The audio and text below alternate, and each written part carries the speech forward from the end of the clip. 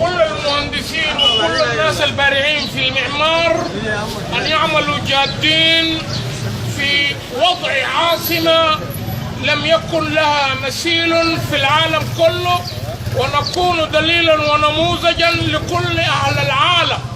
وأنا أتكلم ليس لي قضاضة مع إنسان، لكن الأموال توجه في الشيء الصحيح بحيث أن نجني مستقبل لأبنائنا ونحن أي زول 47 48 يخدم الأجيال الصغار من غير ما ذول يقول لك. فالإنسانية شيء مهم لحياتنا لكي نتقدم أو نرقى، نزيل البقايا، نزيل الأفكار الخاطئة، نصوب عقولنا نحو النجوم لكي نصبح أهل السودان، كل أهل السودان. فالمسألة أكل وشرب والبحث عن العشب والكلى هي أمر ضروري لأهل السودان. شكرا لك. شكرا.